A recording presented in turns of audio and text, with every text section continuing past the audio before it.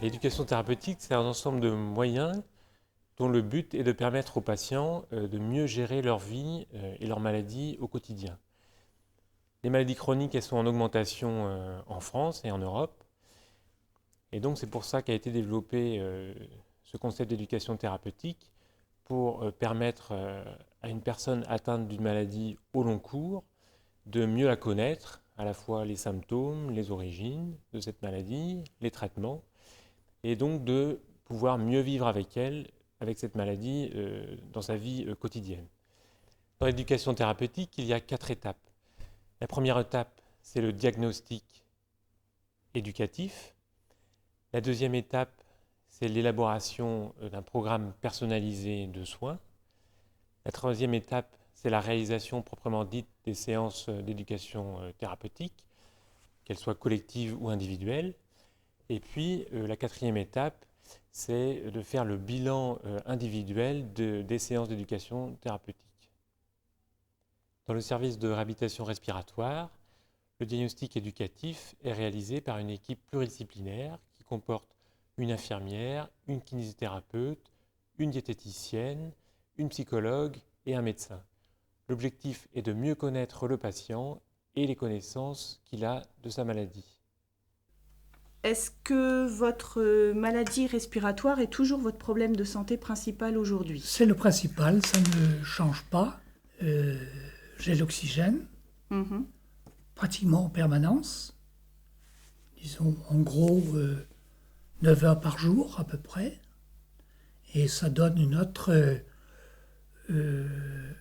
facilité, un autre confort de vie. Qu'est-ce que vous attendez de ce stage-là qui arrive ?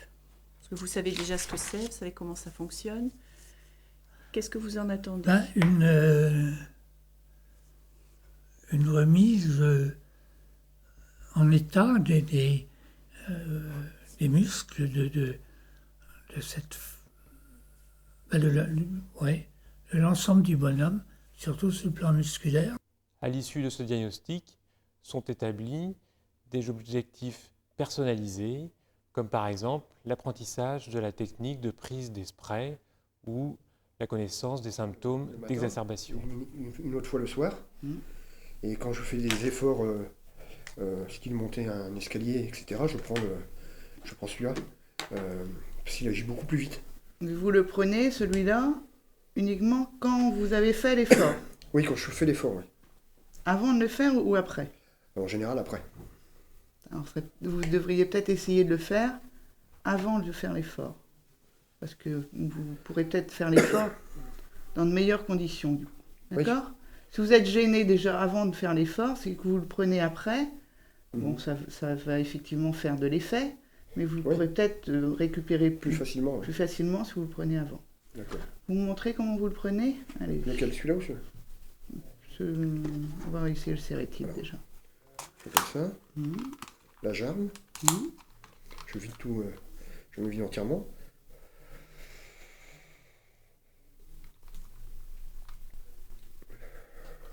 Très bien. Voilà. D'accord. Donc ça, vous le prenez une fois le matin ? Une fois le matin et une fois le soir. D'accord. C'est tout ce que vous faites. Vous avez pris votre sérétide, c'est tout ce que vous faites ? Oui. On ne vous a pas dit de vous rincer la bouche ? Ah non. Non.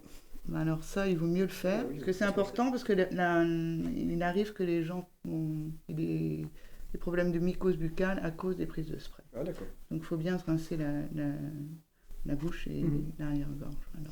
Donc vous avez bien compris que celui-là, c'est important de le prendre tout à fait. Systématiquement, que vous soyez gêné ou pas. Ah oui, tout à fait.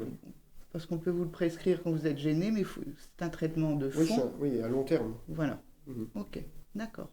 Le programme personnalisé se déroule pendant 7 semaines à raison de 3 demi-journées par semaine et comporte des séances d'éducation collective et individuelle. Alors, du coup, je vous montre ce document. Comme vous avez testé ces 3 produits-là, a priori, ils passaient bien. Donc, je vous ai dit la dernière fois, l'idéal, c'est de les prendre pendant au moins 1 mois et tous les jours.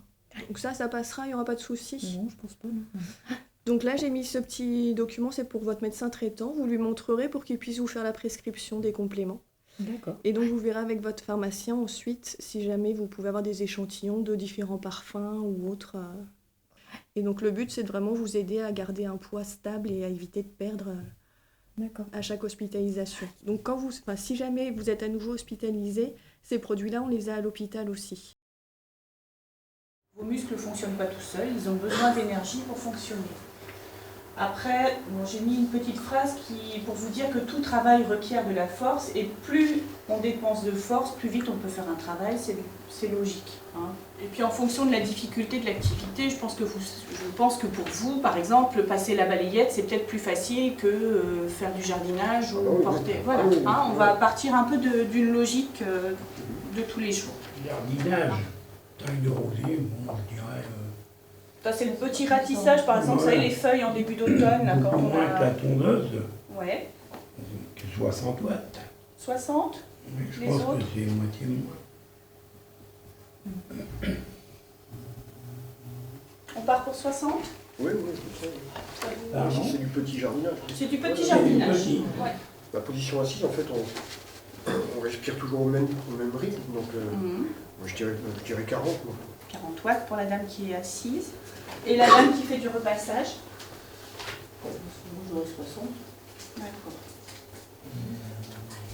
La dame en position assise devant l'ordinateur, donc ça c'est quand vous lisez votre journal par exemple le matin, quand vous prenez votre petit déjeuner le matin. Toutes les activités en position assise, comme le poids du corps est porté par la chaise, vous dépensez un petit peu moins d'énergie. Mais il y en a quand même besoin pour tenir en équilibre, sinon on peut tomber sur un côté ou sur un autre. Donc on est dans les 40 watts. La petite gym douce que vous fait Claire le matin, là on ne voit pas bien parce qu'il y a toutes les photos, mais la gym douce c'est à peu près aussi du 40 watts. La tonte avec la tondeuse autotractée c'est du 80 watts. Donc déjà vous les utilisez, parce que vous avez beaucoup moins de muscles à force de ne pas bouger, vos muscles se raréfient, donc moins vous en avez, moins vous avez de facilité à faire des choses. Des gros travaux par exemple dans le jardin, il va falloir aménager, ça veut dire que le matin, il ne faudra peut-être pas aller faire les courses, ou peut-être pas aller marcher, pour vous ménager un petit peu, pour avoir un peu plus d'énergie à dépenser l'après-midi. La dernière étape concerne l'évaluation des objectifs fixés en début de stage. Cette évaluation est individuelle. D'accord. Est-ce que vous vous souvenez si vous aviez goûté des compléments nutritionnels la dernière fois? Ici, je m'en souviens Des pas. bouteilles de jus de fruits ou des bouteilles de... Ah oui, oui. Là, qui ont un peu un goût de lait, Oui, hein, ouais. n'est-ce pas, et que je n'aime pas du tout. C'était ça en fait, c'est que le cétornan c'est efficace si vous avez déjà une alimentation qui est très riche. Ça aide à mieux fixer ce que vous mangez. Ouais. Si jamais votre alimentation n'est pas assez riche, le cétornan il va avoir une activité assez faible. Donc c'est pour ça les compléments en plus du cétornan ça aurait été super. Si ça passe pas, il va falloir qu'on se rabatte sur d'autres produits. Donc c'est vrai que le fromage c'est une bonne solution. Ouais. Alors, voilà, je ne suis pas très porté sur les fruits, mais je crois que vous m'aviez, c'est même sûr, préconisé les kiwis. Entre autres, oui. Hein Et les kiwis, j'en prends un tous les matins. D'accord. Vous variez les fruits de saison. Ouais, mais je ne suis pas très pomme, je ne suis pas poire non plus. Peut-être une bonne poire. Un livret sera ensuite remis au patient pour faire le lien avec les autres professionnels de santé qui interviennent auprès de ce patient, c'est-à-dire les médecins généralistes, les médecins spécialistes de ville ou hospitaliers, les infirmières à domicile, les kinésithérapeutes et toute autre profession de santé.